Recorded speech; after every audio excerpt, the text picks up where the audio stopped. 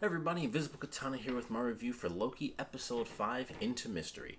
I would have to say that this is, without a doubt, the best episode so far. Even just outside of just the Marvel references, the other random references they have in here are like some of the best things ever. They have High Sea Ecto Cooler, which is super cool, and some giant nerd was like, let's put Polybius in there. Like, nobody is gonna effing know what that is. I don't know who put that in there, but kudos. I enjoyed that. I was like, I get that. I understood that reference. That was great. But I love the nerdy references they have from Marvel. They, of course, had Throg in there, which was super cool. They had the head of the Living Tribunal. That was really interesting. I don't know if that means anything, but it does. They put the nod in there. So that was super cool. So they had that. They had, oh god, they had a million things. Like the Thanos copter. That was the one I was trying to think of specifically, where I was like, I can't believe they put that in there. I'd seen, I'd heard about the Frog Thor on Twitter, and I was like, is that really in the episode? And I was like, it's probably just a random thing coming up. And I assumed it was like, well, we had like the alligator Loki. So I was just like, maybe that's why people were bringing it up, because it took me a minute to actually watch this episode. So I was like, maybe that's all it was. And he wasn't actually in there. And then, of course, they had the little pan down, and it's like, excuse me, it's like, oh, there's a Mjolnir, and then there's Little Frog, Little Frog Thor trapped in a jar. Must not have been trapped in there long, because it looked like he was literally trapped in that jar underground. So I think he's dead soon. Like, he's probably dead by the time we hit the end of this episode. Like, that Frog Thor, he dies there, and that's messed up. But I'm like, I think he just died. Like, he's dead. So that's effed up. But we get some other cool stuff. We get other Lokis in this episode. So of course, at the end of the in the sort of post-credit stinger, we got to see classic Loki, Kid Loki, Alligator Loki, and then we have boastful Loki, who tells the most ridiculous story, which apparently didn't happen. He beat everybody and he got the Infinity Stones. But the TVA came in and they just clocked him, I guess, and they took him out. So I guess that's what happened from his perspective. But I thought that was pretty funny. And we find out that Kid Loki actually killed Thor, and that's why he's kind of the one in charge. Like, that's why it's kind of his thing, because he actually did that. And then we find out that classic Loki actually lived out the generic life that MCU Loki did, except he actually was better at sorcery, so he made a fake version of himself that was so convincing it seemed like it was real. So he just left. He was just like, well, they think I'm dead, so I'm just gonna hide out. And he hid out for who knows how long, but considering how long they live, him eventually getting lonely was probably hundreds, if not thousands, of years, honestly. And it was like, that makes it super effed up, because he just stayed alone for a super long time. Was like, I just want to see my brother. One step, and the TVA was like, no. And that was like, that's effed up. That was like a really messed up way to do that. Like, he just wanted to see his family again, and they were just like, no, get out of here, you're gone. So that was super messed up. But I was like, okay, I like the stories we got there. We find out in a bit of a twist. It was like a very minute twist, but it was actually very cool. It turns out that the President Loki that everyone thought was, our MCU Loki, just kind of doing his classic Loki thing, we thought that was him, just in a different episode with some random. It looked like at the time in the trailer, I thought it was like a supermarket. I was like, okay, he banded like some random marauder supermarket people, and I just assumed he was a dick to everybody. And so eventually they turned on him, and I was like, yeah, that makes sense for Loki, because he could technically control them, but then eventually when everyone bands together all at the same time, they're like, he might be magic and super strong, but we could just, a bunch of us, stab him right in the face. And then it turns out instead it was a totally different version of Loki, who was probably a dick to everybody. But also, all the other people he was dicks to were also dicks, because they're all a bunch of Lokis, and that's all they do, where they're like, okay, well, he had to deal with boastful Loki, where it was like, I showed you, Kid Loki, like, the deal was like, you give me your army and your kingdom, was like, not really. And then they all turned on him, and he's like, oh, you guys suck. Whatever he said specifically, I can't remember, but it was a really funny insult. And then Alligator Loki bit his hand off, which I thought was really funny. And that was, I guess technically, that counts as a part of like the weird Star Wars reference that they like to do. Although I thought for some reason I was thinking it was the left hand, but I think it is always the right hand. In some Marvel phase, somebody like loses one of their right hands, and so Loki actually this would be like his second time having done that from Thor: The Dark World, when he like fake did it.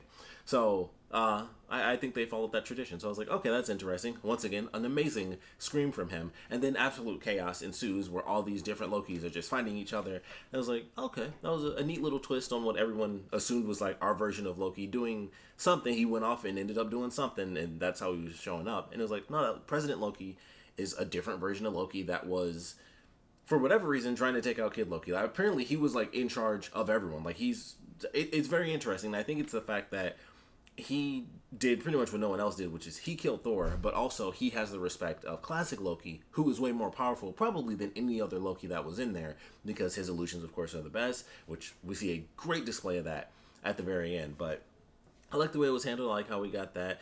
Who knows with Bashful Loki if he'll show up again, or even, same thing with President Loki. If any of those other Lokis will be relevant in like the last hour of the series, I kind of doubt it. But maybe, at least, at the very least, we'll get to see Bashful Loki. And it would make sense because, of course, it's this, Tom Hiddleston plays President Loki, so we could easily see that character again, and, he's just missing the hand. But I like the way they handled that. They, of course, end up escaping.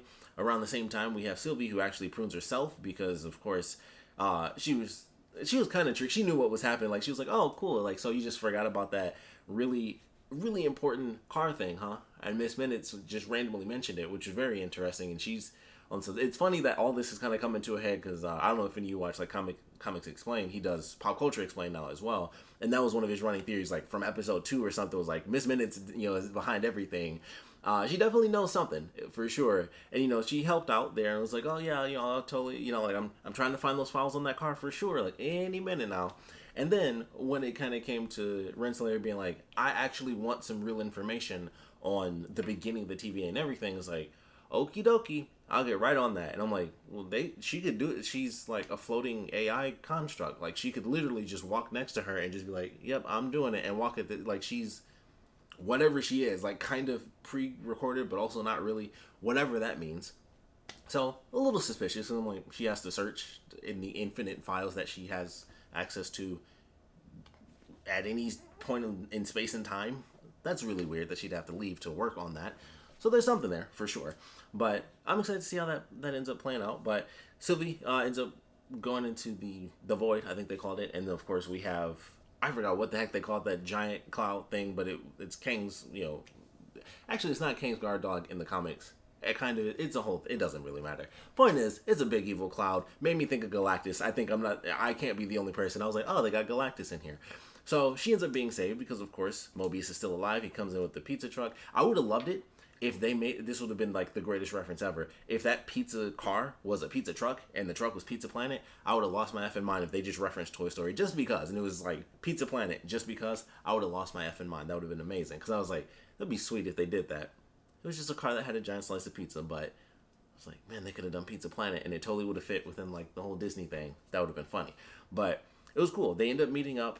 The other Lokis, end up meeting Mobius, different person, Mobius. They have their conversations. What's going to happen after this? What would they do? All these other things, hopes and dreams and whatnot. Taking on the giant cloud. Sylvie's like, well, I'm going to enchant it. You were going to kill it. That's dumb. I'm going to enchant it. I think it'll happen. So of course, the other two Lokis, classic Loki, Kid Loki, Alligator Loki, they decide, all right, we're going to take off. Mobius is like, I'm going to go back. He goes back solo, and I'm just like, I know he has like a really set plan, but at the same time, it seems like his plan is almost the exact same thing as Loki's plan against the Cloud, where it's like, I'm just going to kill that thing. And Mobius is like, well, I'm just going to go back and burn the whole place down. I'm like, that's a great concept of a plan, but I just don't know 100%.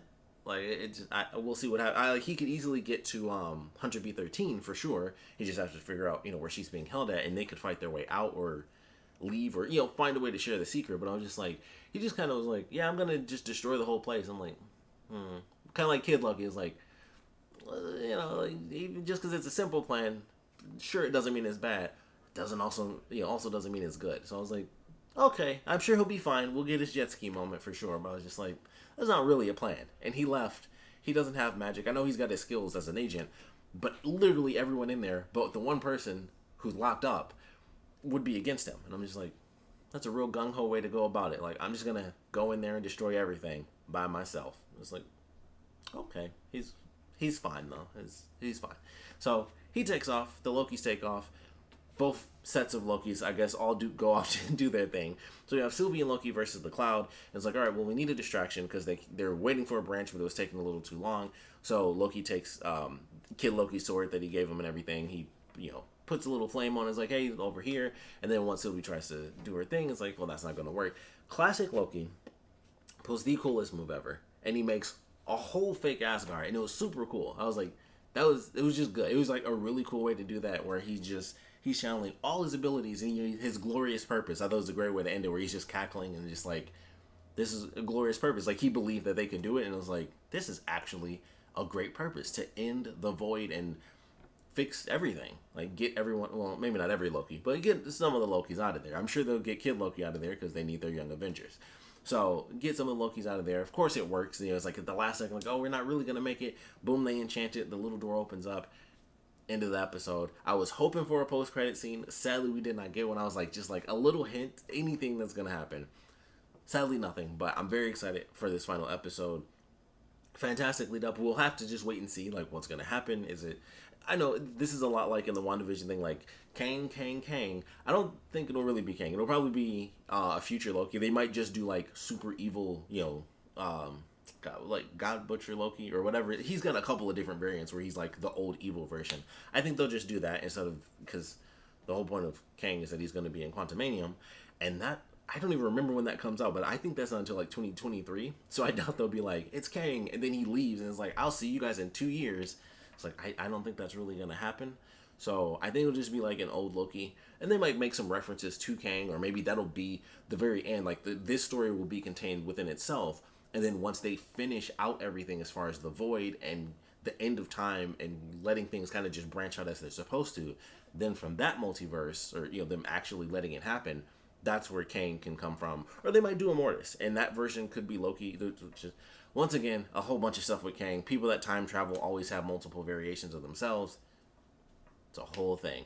Point is, it could be Loki using the name that is of Kang from the comic books. They can do that. They can do a variation of things.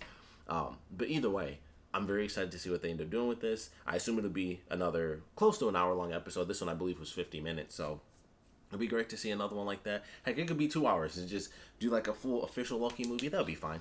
But I'm very excited for it. I think this is definitely my favorite one. I really enjoyed it. I think they got better as they went along. Like WandaVision, I enjoyed, but I definitely wasn't as enthusiastic about it as most other people were, where it was like, okay, I definitely am excited about the mystery for sure.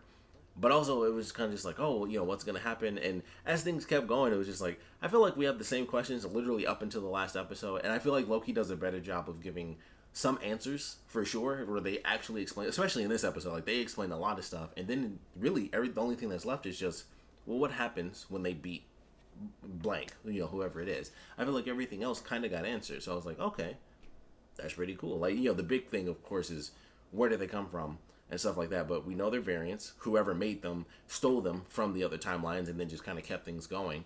So that's kind of the main thing, is just, why did they do that? That's like the only question left. Who is it and why did they do that? Everything else is pretty much answered. Like, oh, turns out when people get pruned, why do they die? They answered it in this episode. Like, we got pretty much all the big questions that we wanted answered, except like the big 2 questions. And I think for WandaVision, it kind of just was like, okay. And I think this has the potential. I could easily be wrong, and I hope I'm not. But I feel like this has the better potential to just be like, that is a satisfying answer, and it's cool. And then, of course, Falcon and Winter Soldier didn't really have much of a mystery. It was just, how are they going to do this? And that was just fun to watch. I really enjoyed that one. I thought it was good the whole way through. Power Broker stuff was not a mystery. And I think this will kind of have the same thing. That's why I think it'll be just another Loki variant, because it was kind of like Falcon Winter Soldier style, where it was just like, it would have to be a brand new person at the last second that we hadn't seen at all, and that's just not how you do things. Like, it's going to be someone we already know. So it's not going to be Kang, who's brand new. We probably know it. If you're watching this, most likely you probably know that Kang's coming up and stuff, but a lot of people don't. So it'll be interesting to see at the very end, but I think it'll be great. I love this episode for sure. Loved all the references. I'm sure there are a couple that I didn't even notice. I know that one of them was, oddly enough, Ant-Man, the villain from the first Ant-Man. His mask, but it was giant, where it was like, oh, so he got the ability to become like Giant Man, the giant version of that, instead of the small version. So I was like, okay, that's pretty cool. They're kind of referencing that character again. Don't know if that means anything, but I was like, that's kind of cool. That's a very specific movie to reference. Everything else was just like, oh, this is just that thing and this is that thing. But that was the only, like, that character was from Ant-Man. Everything else was kind of just overall the Marvel Universe, and like Thanos, of course, but it was also the Thanos copter. Wasn't, super specific. And I guess technically Thor was referenced specifically, but it was a version of Thor. It wasn't just like a villain from one of the Ant-Man movies or from one of the Thor movies. But I thought it was cool. I'm definitely excited for this finale. We'd love to know your thoughts on it, so please put your comments down in the comment section below. Let me know your favorite parts, your least favorite parts. Naturally, it's the last episode.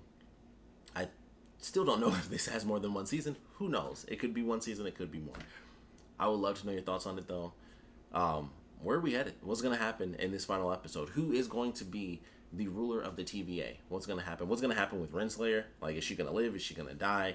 The TVA, like, once they all learn the truth, who's going to decide that it matters? Who's going to decide to just kind of keep things in order anyway? That definitely matters, because I think that could cause another kind of big civil war within the TVA. So it'll be interesting to see how they wrap all this up, with 1 hour to go. But like I said, we'd love to know your thoughts, so please put them down in the comment section below. And of course, thanks for watching.